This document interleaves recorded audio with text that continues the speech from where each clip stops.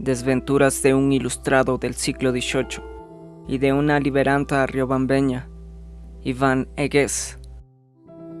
No te alejes, escucha primero lo que cuenta la sabiduría popular. Federico Nietzsche. El origen de la tragedia, obras completas, Colección Aguilar, Buenos Aires, 1963. Expendientillo sobre Eugenio Francisco Javier de Santa Cruz y Espejo. No nos importa si es nombre o apodo, puesto que el acusado era un duende, inasible y zumbón, que solía esconderse en seudónimos, escribir paquines y anónimos, pintar bandoleras con consignas y colocarlas en las 7 cruces de la ciudad. Criticaba los sermones y luego él mismo se refutaba para crear polémica a fin de que los quiteños se despertaran de la larga siesta colonial. Era por añadidura un as con las esposas de los caballeros más prestantes, pues mientras ellos bebían y jaraneaban, él a las damas les admiraba y atendía. Mas con María Chiriboga todo fue distinto. Según las bolas corridas desde entonces, los hechos, desde todo punto de vista, de ella, de él, de los biógrafos y de unos cuantos metiches, son más o menos así. Hace 200 y piquillo de años, el quiteño doctor Espejo tenía cuentas pendientes con la justicia y en acto de generosidad, el presidente Villalengua o Brillalengua, no sé bien, le permitió que se ausentara a la ciudad de Lima para que se calmasen los ánimos de sus detractores. Sucede, según doña María Chiriboga, que a su paso por Riobamba, los curas de ese lugar estaban metidos en un lío de Padre y Señor Nuestro, pues las gentes más notables de esa congeladora situación al pie del Chimborazo les habían dicho de todo, desde curas uñalargas hasta maricuecas. Entonces, estos, aprovechando el paso de tan famoso personaje por ahí, le contrataron para que los defendiera de las acusaciones que contra ellos enderezaba la flor innata riobambeña, presidida por caballeros tales como Barreta, Vallejo y Darquea. El doctor Espejo, ni corto ni perezoso, se quedó en el lugar, con la condición de que a más de la paga le dieran 2 ponchos de chagra, un zamarro para dormir, 2 calzoncillos de los que ahora se llaman de curuchupa, es decir, con pierna, con pie y sin bragueta, un par de guantes de borrego y una chimenea cercana a fin de calentarse el cerebro y ponerse a pensar en cómo defenderles. Con esto mataba 2 pájaros de un tiro, distraía su viaje a Lima y se ganaba unos pesos, unos denarios, según la defendida. Dicen, y está casi comprobado, que por el sacramento de la confesión, los curas estaban enterados de muchas hazañas de la vida privada de estos fulanos, pero especialmente de las orgías que armaban con María Chiriboga, una liberante reputada como el mayor calzón flojo de la época.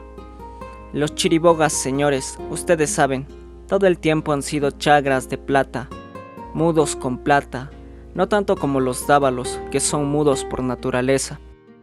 Pero la señora demandanta, digo, no tenía un pelo de tonta, se daba la gran vida como debe ser. So pretexto del frío de Riobamba, reunía a una jorga de entumidos lugareños y los llevaba a un cortijo que tenía en Guano, pueblecito escondido en un hoyo cerca a Riobamba. Ahí organizaba corridas de toros, capeas a pie y a caballo como abreboca, claro de otros zafarranchos. Los reunía para chupar, para mandarse el guaro con agua hervida o seco, y volteado para que entraran disque en calor, para que se animaran a dar unos lances con miras a templar el nervio viril de los toreros, con quienes a posteriori departía haciendo diabluras por doquier. Todas estas hazañas y más le fueron contadas a ese escritor contratado, a esa pluma asalariada, a fin de que hiciera la defensa de los curas, a sabiendas que un buen ataque es la mejor defensa. Súmese a esto la imaginación de duende de tal doctor Espejo, quien en verdad tenía la chispa adelantada para juzgar todas las cosas de su época, resultas de lo cual escribió una mordaz defensa donde, con pelos y señales, les acusó de todo. Seco se quedó cuando ella le puso demanda por calumnia y difamación, más seco de lo que era, moreno, carilargo como cuy, nariz aguileña y con un hoyo pronunciado en la mejilla izquierda, pero sobre todo cuando la vio, vis a vis, casi se cae de espaldas, viendo lo hermosa que había sido. Era chiriboga, como quien dice, de la High. Claro, ser de la High de Riobamba no solo que da risa, High, sino que se ponen hasta las letras azules, la sangre de tintero que tienen. Pero, ¿para qué también? Era bien parecida, guapota, bermeja, cogida del páramo, rosa, rozagante, rosada, rodada, con unas caderas de barco, con unas nalgas duras como para matar pulgas y unos pechos a rarray, hasta para hacer negocio, para ponerse ahora un restaurante de niños recién nacidos frente al Vaca Ortiz, para que vengan con un paz y todo. Cuerazo, ojos de miel de caña, caña de guadúa, su talle y él. El longo alzado se permitió poner los ojos en ella. Hago notar que ni siquiera sobre ella, apenas en ella. Doña María Chiriboga acusó al doctor Espejo por haberla difamado en el opúsculo predicho y por haber fraguado 8 cartas, ahora conocidas como cartas riobambenses, supuestamente firmadas por ella, con el propósito de que le sirvieran a él de pruebas de descargo en el juicio. La susodicha, como la palabra lo indica, tuvo la sucia dicha de conocer al incoado, no digo inconado, como ella hubiera querido entonces, sino incoado, clarito. Lo conoció primero de oídas, pues ustedes saben que hay 2 maneras de conocer a las personas, una por nota y otra al oído. Por nota es cuando alguien le presenta con todas las de la ley, y al oído es de oídas, es decir, cuando solo se ha oído hablar de él, por la fama o el bisbiseo de las gentes, lo cual en este caso es así, porque el doctor era famoso, con fama de matón, por haberse matado estudiando hasta hacerse doctor, y luego bibliotecario, y también periodista. El primer plumífero de estos lares, a más de los que sabía de economía y de educación, de teología y oratoria. En una palabra, el doctor era mucho, y ustedes saben que date fama y échate a la cama, que en el fondo es todo el meollo del asunto. Se arrepintió hasta la médula haber dicho tantas pendejadas en la defensa de los curas, que sabiendo, se decía Espejo frente al espejo, que sabiendo que era tan regia por 2 cuantos pésicos había perdido la oportunidad de ser amigo de ella, de gozar de sus favores como cualquier otra persona importante de la época. Se jalaba de los pelos, los cerdosos pelos de la cabeza y los 4 pelos que tenía como proyecto de bigote cerca a la comisura de los labios. ¿Qué hacer? El que todo el mundo se había burlado, él, que había salido bien librado de todas las aventuras en las que se había metido, aventuras políticas y de faldas, él, que era un 7 vidas, él, que se había librado de unos cuantos carcelazos, de irse al Marañón como médico de una expedición donde se hubiera muerto sin sus libros o picado por los moscos y culebras, él, que según la galantería de la época sabía escupir a 7 varas para que las mujeres vieran lo bien dotado que estaba. Él, ahora, había metido la pata, prestándose para semejante patraña, traicionando incluso sus principios, pues libre como era, tuvo que convertirse en el moralista de un cuerno para acusar a María y su gallada, a María que, según el Juan sin cielo de la mitad del siglo XX, era la Madame Bovary de los Andes. Qué arrepentimiento, qué chuchaqui. Pero para todo hay remedio. Me he de comer esta tuna, aunque me espine las manos. Es como si lo estuviéramos oyendo. Días de días estuvo encerrado, paseando de un lado a otro, en su bohardilla de 3x4, cejijunto, cenizo de tanto no salir al sol, más enjuto que nunca, con los pómulos salientes y los arcos superciliares más pronunciados que de costumbre, envuelto en su pantaloncito ajustado de petit maître, como todos los de su época, criollos que se habían dado a lucir ciertas modas propias de los franchutis, imitando sus lujos antimonárquicos, sus sociedades de amigos del país, sus escuelas de la concordia para hablar mal del rey, no solo de los eructos que daba, de la reina que jamás se bañaba, sino de la necesidad de ser libres. Mala época para el pobre doctorcito, hijo de Luis Chusig. No valdría de nada sacar a relucir una probanza de limpieza, de sangre, donde aparecía no como indio de mierda, sino como niño Javier. Javier decía a Pestegui y Perochena por la línea blanca de su madre mulata. ¿Qué hacer para hablar, aunque sea una sola vez, con semejante maravilla? Con ese portento de mujer. Dios es el ojo que todo lo ve. Es también la gran oreja del universo. Pero es mudo, mudo de capirote. Oye, oye, ve, oye, bebé, hoy, La palabra es una serpentina. La conquista española se consolidó por la lengua más que por las armas, por tener una lengua con escritura, mientras las otras eran solamente orales, por tener una religión sustentada en libros sagrados, pero el rumor, los chismes, las bolas, las bromas, el humor negro son la palabra del pueblo, y la voz popular es la voz de Dios. Con ella se construye la parodia de la vida. ¿Qué hacer? Escribir. Escribirle a la bella, conquistarla con la letra que había hecho doblarse a los sermoneadores más recios, conquistarla con la letra atrevida que hacía befa del rey, llamándole rey de barajas, con la letra que ponía en solfa al más pintado, recurrir al sarcasmo, al humor maldito, sacarla de quicio, descubrir su lado flaco, su punto débil, y poner la punta de la pluma ahí, donde más le duela a la mimada, con tal de allegarla, sacudirla, atraerla, hacerla saltar, para algún día ser ambos un solo saltamontes, a cuatro piernas, a bocazas, para hundirla hasta las entrañas, hasta el precordio, como él decía en sus arranques de culto, para saber cómo será su piel junto a su piel, cardo o ceniza.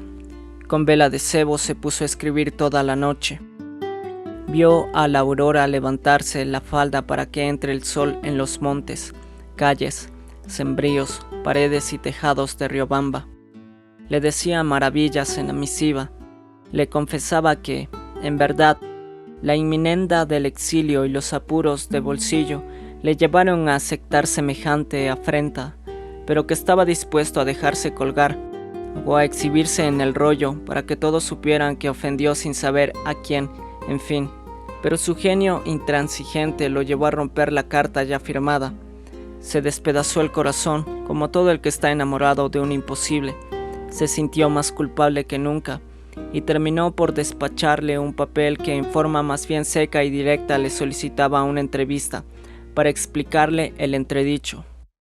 Ella recibió el papelucho, y solo le faltó infartarse al ver tanto atrevimiento de ese longo lechuguino.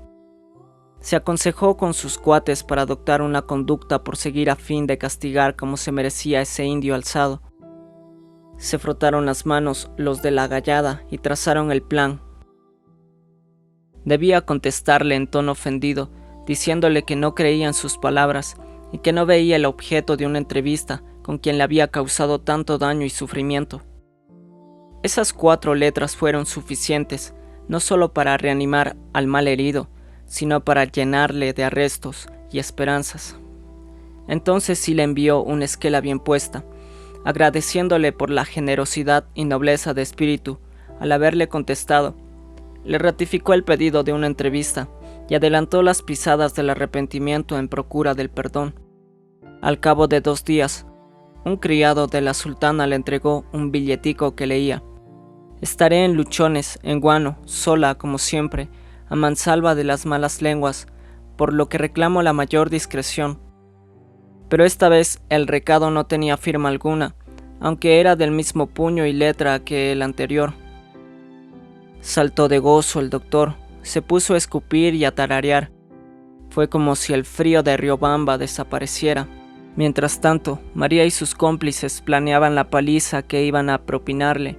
El domingo el doctor durmió en la vertiente, que luego se llamaría de los Helenes, a un paso de Guano. Madrugó pensando que las sombras malvas protegerían el encuentro y se presentó a la hora del ordeño con un ramo de rosas bajo la capa dominguera. Acudieron las criadas a despertarla para anunciar esa visita tan tempranera. María, que en verdad estaba sola, no supo qué hacer, pues sus compinches habían quedado en acudir en horas de la mañana para emboscarse en los jardines del cortijo y caerle a palos a quien les había infamado tanto, pero jamás se imaginaron que acudiera tan madrugado. Ordenó que lo hicieran pasar, y después de una larga hora que tardó en acicalarse, salió más bella que nunca a recibir a su odiado enemigo. Simuló una actitud cortés y empezó a castigarle, haciendo gala de sus dones. Se paseaba sin decir palabra por esa habitación grande, que, como en toda casa de hacienda, servía de recibo, de mecedor, de depósito de monturas y arneses con sillas y reclinatorios sobre la deshilachada alfombra aguaneña. Se paseaba con un vestido floreado en fondo negro, con sus pies diminutos, su talle apretado y los hombros descubiertos, casi violetas por el frío. Él, con el corazón derretido, hubiera querido ponerse de hinojos e implorarle perdón por tanto desatino, pero más arrogante que nunca le dijo que celebraba conocer a una mujer agraciada por las galas del discernimiento, cuanto por las de la belleza, que él era un libre pensador, un ilustrado, que había combatido siempre la sevicia e ignorancia del clero y los predicadores, que la defensa de los curas había morterado sus convicciones, que el castigo ya se lo había dado él mismo, que la encontraba de más edad de la que sus detractores la pintaban, pues para ellos era una chiquilla casquivana, pero que en relación con la opinión de las envidiosas mujeres que la pintaban como aventajada, él, más vale, la encontraba todavía lozana, pero que eso era secundario frente al don de agradar que le adornaba. A ella solo le faltó dar un grito al verlo tan presumido, insensible y desmenuzador, al ver cierta altivez que no tenían ni los nobles más pintados, y a decir verdad, no le pareció tan tosco en sus facciones ni maneras. Lo encontró briosito, aunque con demasiada autoestima. De pronto él se levantó y dio por terminada la audiencia. Le agradeció por haberle recibido y le reiteró la tragedia de su alma al haber actuado precipitadamente en la defensa de los curas. Le dijo que le escribiría, le hizo una venia ceremoniosa y salió tan tieso como llegó, pero con algo de sol mañanero en sus ojillos penetrantes. Cuando llegaron los complotados, cuanto que él ya se había ido, encontraron a María destroncada al borde del sompocio, indignada y contenida, pero también algo aturdida por el impacto de una personalidad que no esperaba encontrar en ese enemigo. Le dijo que le escribiría, pero no le escribió. Transcurrió una semana sin que diera señales de vida, y ella, sin saber el porqué, pasó alertando a todos los criados sobre la urgencia de un mensaje que alguien iba a enviarle a Riobamba o a Guano, que le avisaran apenas lo recibieran. A la semana, él le envió un grabado francés que representaba el tumulto presidio por una mujer que empuñaba una bandera con la postilla de su puño que rezaba: «Las mujeres libres son las mejores mujeres son libres». Terminó por desquiciarla. A vuelta de correos le llegó una esquela un tanto indescifrable: «Iré a mi cortijo desde el sábado por la noche. No por madrugar amanece más temprano». Él hubiera querido llegar el mismo sábado, pero no fue ni sábado ni casi domingo. Se hizo esperar. Llegó al anochecer, cuando ella estaba desazonada por aquello de quien espera desespera. Te espero a cuatro ventanas, a contrasilla, a contramuerte. Vienen o no vienen tus pasos. Suena sola la escalera, pero de voz ni las señas. Estuvo a punto de no recibirlo, pero en la angustia de la tarde, si bien ella no había admitido, al menos había dudado de que el juego de la venganza tuviera un dulce que a ratos se le escapaba de la boca y la ponía de mal carácter sin saber exactamente por qué. Esta vez, él se presentó tierno y familiar, como si se conocieran de años, de toda la vida. Entró, besó por vez primera su mano, le dijo que estaba un tanto afiebrado, que si pudiera ordenar que le preparasen una tisana y si le podía prestar una cobija para abrigarse los pies, que estaban helados, que por allí entraban los resfríos. que uno puede enfriarse todo, menos los pies, que a veces las enfermedades están en el aire, como unos mosquitos invisibles, y que si no estamos preparados, pueden prenderse en los adentros. Se apoltronó lo mejor que pudo, y solo faltó que ella se pusiera a tejer a sus pies. Se mostró solícita, y él sintió que su conducta había dejado de ser forzada cortesía, y empezaba a ser de sincera preocupación. «Así no podrá retomar ahora mismo», le dijo ella con los ojos en el suelo.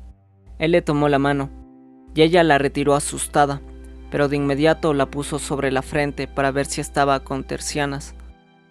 Fue a su dormitorio y regresó con almohadas y cobijas para aliviarle el escalofrío, para tenderle sobre el sillón de terciopelo carmesí. Sintió que ella le ponía aguamiel en la boca y le decía que descansara, que se aflojara la jorguera y se quitara la leva.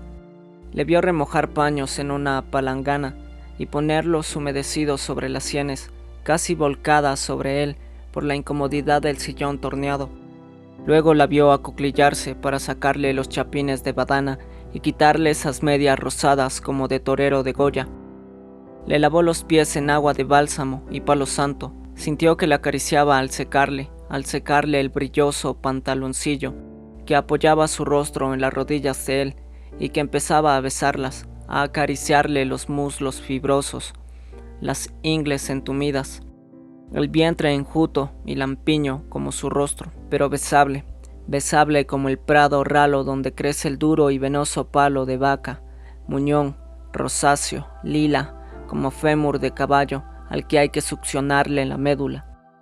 Cuando iba a gritar de gozo, despertó y se vio rodeado de criadas que le acompañaban a ella en la contemplación del afiebrado. «Doctor Espejo», le dijo, «vamos a llevarle a mi cama». Entre todas le cargaron, sintiendo el peso de sus nebulosas. Amaneció solo y compungido. Ella había ido por sus amigos para que le aconsejaran. «Deja morir a ese musarapo y bótale a la quebrada de los gallinazos», le dijeron. Pero esta vez María no sintió odio por su enemigo, sino una maternal lascivia. Regresó sola, con una estampa de la Virgen, para colocarla en el pecho del enfermo. Le cuidó como a un bebé, veló su sueño y pasó toda la noche tomada de la mano del tembleque. En algún momento, él abrió los ojos y le pidió que consiguiera la planta de quina sobre la que él había escrito un opúsculo. A los 3 días se restableció y regresó a Riobamba, llevando en su debilidad de enfermo la saludable debilidad de ella. Pasaron 4 o 5 días sin verse, sin darse noticias, comunicados tan solo por un amartelamiento que ya no podían negarlo mutuamente. A él le sanó la idea de volver a verla, y a ella le enfermó la idea de no volver a verlo. Viajó a Quito tratando de menguar la malquerencia que se había despertado contra él por parte de los adláteres del presidente Muñoz de Guzmán, pero fue tomado preso, acusado de crímenes contra el gobierno de su majestad, crímenes contra la seguridad pública y crímenes contra la religión católica. Murió el 27 de diciembre de 1749 y fue enterrado en el cementerio destinado a los mestizos, indios, negros y mulatos.